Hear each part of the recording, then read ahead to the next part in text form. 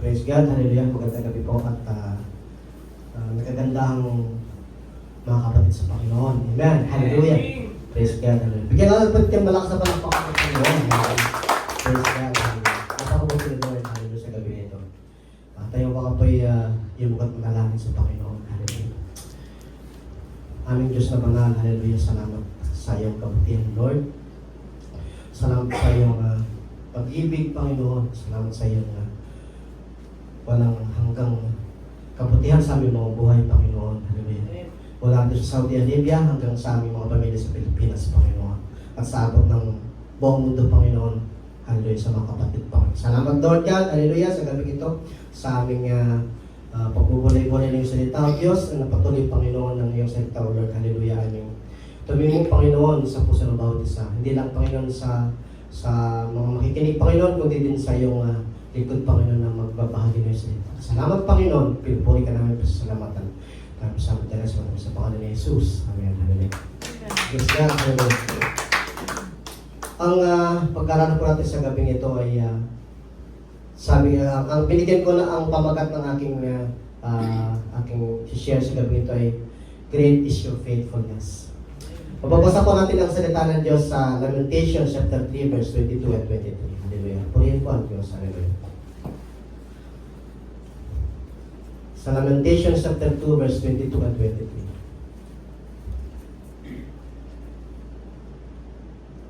Basahin ko sa New King James Version. Through the Lord's mercies we are not consumed, because His compassions fail not. Verse 23. They are new every morning. Great is your faithfulness. Praise God, napakabuti po ng Panginoon sa salita nito na ito ay isang patuloy lamang na maging mula sa Old Testament hanggang sa New Testament ay hindi pa rin nawawala yung kabutihan ng Diyos sa bawat isa. Amen. Hallelujah. Itong Lamentations ay sabi ng ibang mga scholars ay ito daw ay ang nagsulat nito ay si Prophet Jeremiah. Pero meron din nagsasabi na itong mga author, pero ang talagang dinigin nila si Prophet Jeremiah. Praise God. Maging sino man. Hallelujah. Praise God. Ang buod po ng salita nito, Panginoon, ng salita ng Diyos na ito ay God's enduring love and mercy. His compassions never fails, even amidst despair. There is constant source of love and a new beginning in God. Hallelujah. Tunay nga po na kahit gaano man yung mga naranasan natin sa buhay na minsan nafe-fail tayo, pero ang Diyos po ay hindi siya nag-fail. Lagi siya nagbibigay ng pag-asa. Bibigay siya lagi ng kasiguraduhan na hindi na tayo iiwan, hindi pa pabayaan. Amen. Sabi niya, yung enduring love ni Lord sa atin, yung kanyang habag, hallelujah. Amen. Yung kanyang compassion niya ay hindi nagmamaliw. Hindi nag-fail. Hallelujah. At even din sa mga times na na-fail tayo, minsan nadadapa tayo. Isa ako sa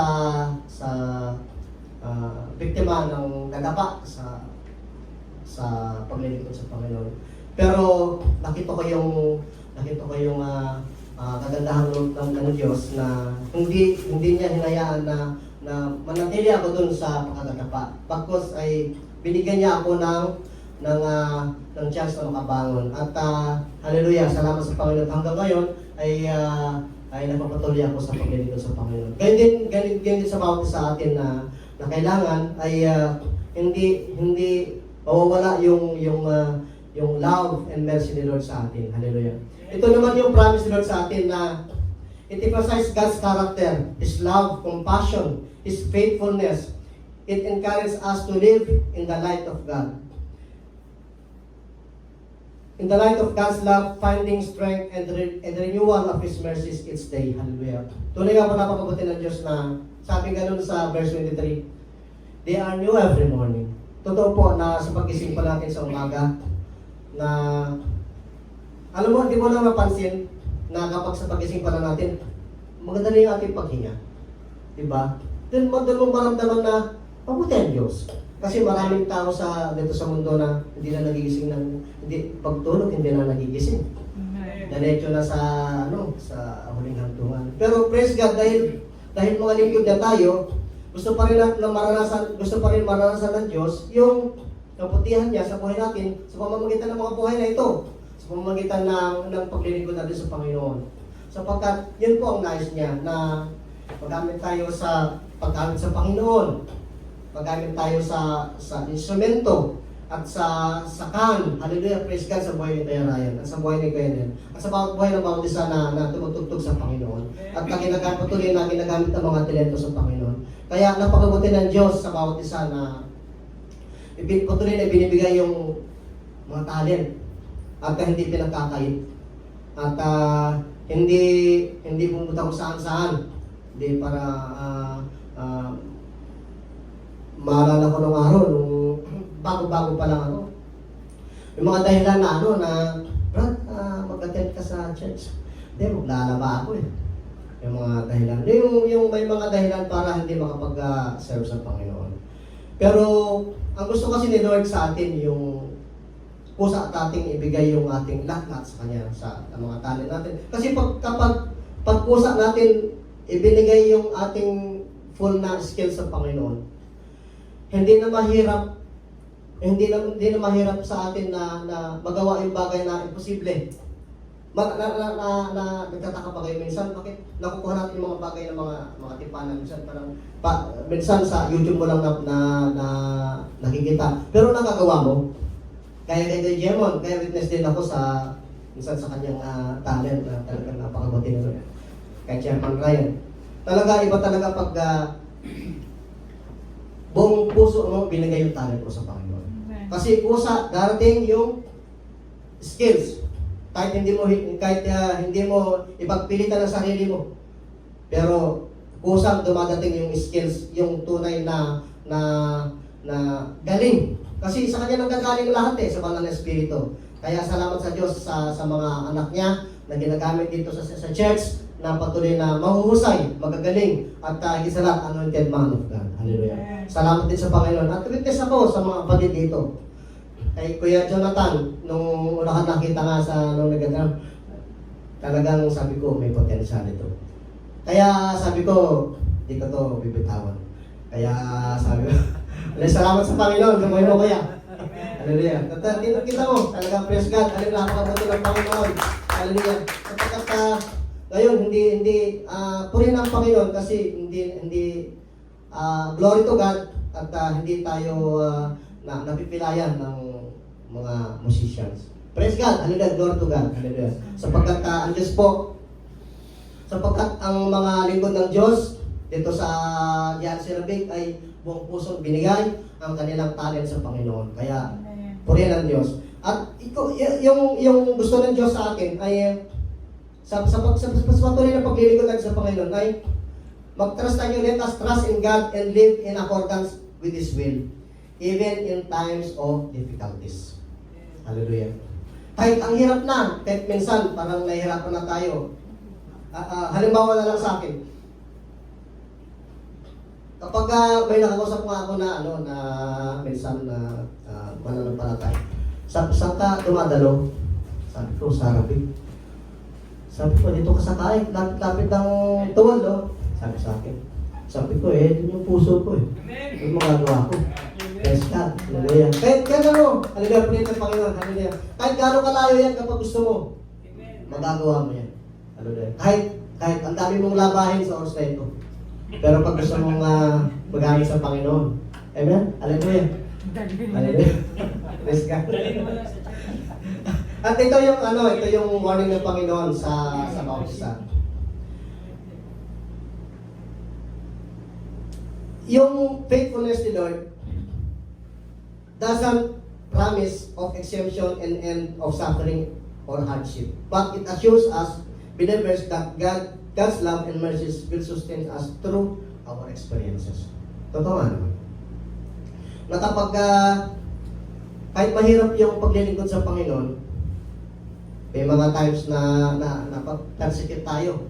Siguro naman, naranasan natin sa ating mga trabaho. May times na napipersecute ako kasi ako lang yung Christian, ako yung Pilipino. Talagang napapaligiran ako na sabi ko, para mga lobo ito pwede na kagatin nila ako. Talagang pag-debate, talagang grabe. Sabi ko, Lord, tulungan mo ako, Panginoon. Ikaw na po yung magtanggol sa akin. Grabe silang talagang yung kasi ang aming kasi yung topic. Ako sa Israel kasi, sa Israel, galit sila. Sabi ko, galit ito sa Israel, wala namang ginagawa sa kanila. Pero sabi ko sa kanila, sabi ko, wala na tayong magagawa kasi chosen nation sila. Lalo silang galit-galit, bahala nga dyan. Yes, God, hallelujah. At yung nasusustain ni Lord, yung God's mercy niya, sapagkat sa ating experiences, patuloy tayo nagtitiwala sa Panginoon. Bigyan natin yung pagtitiwala sa Lord, kaya hindi niya hinahayaan na magpatuloy tayo sa pagkakadapa. Kaya nga nung nagpasalamat niya ako sa Lord sapagkat kahit, sabi ko nga, kahit hindi ako karapat-dapat na tumugtog sa Panginoon, pero binibigyan niya ako ng chance na magamit ang talent. Kasi yun talaga passion ko, tumugtog.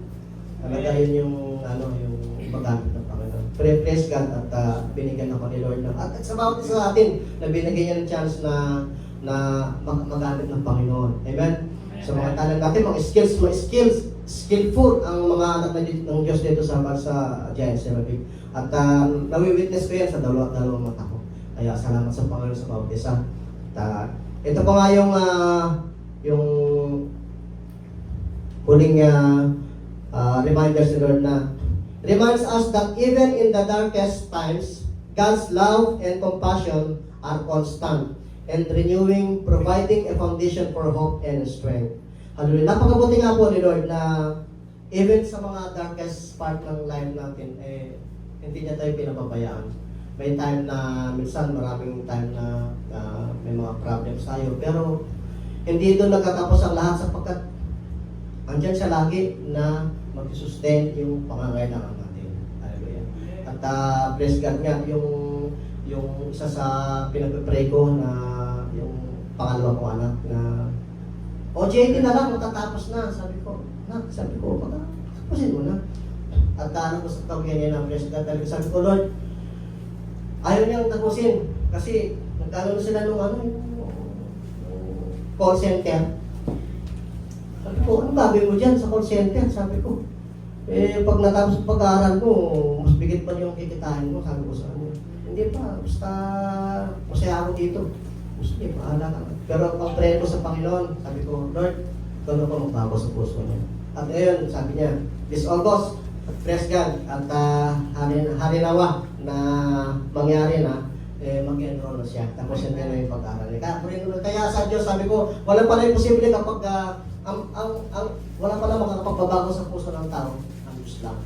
Kahit napakatigas ng tao, kahit napakatigas ng puso ng tao, kapag ang Diyos ang humipo, talagang walang magagawa ang tao.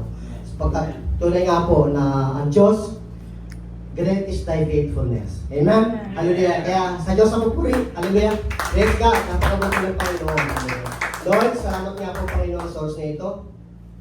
Sa iyong kagandahang loob, Panginoon, sa iyong faithfulness sa bawat isa, na patuloy o Diyos, hallelujah, na ang patuloy, Panginoon, ng bawat isa, o Lord, hallelujah, ay hindi manghihinaw, Panginoon, at mapapagod, o Diyos, sa paglilingkod sa iyo, sapagkat, Lord God, hallelujah, malapit ka na dumating, Panginoon, at patuloy, Panginoon, na kami, Panginoon, hallelujah, ay harap sa iyong harapan, o Diyos, at hallelujah, upang ipagdiwang, Panginoon, kabutihang loob mo, Diyos, ang kabutihang loob mo, Panginoon, hallelujah, na ginawa mo sa aming mga buhay. Salamat, Lord God, hallelujah, napakabuti mo, at patuloy aming isa-celebrate lagi, Panginoon, sa aming sa mga talents, Panginoon, sa paglilingkod namin sa iyo na ikaw ang Diyos na mabuti, hindi ka naman nagbabago, noon ngayon pagpakailaman, Panginoon. Salamat, Lord God, napakabuti mo. Ikaw, Panginoon, ang dapat mapurihan at tamang pasalamatan, Panginoon, sa iyo ang lahat. Mapuri pasalamat. Ito ang samot dalangin sa pangalan ni Jesus. Lahat tayo magsabi ng Amen.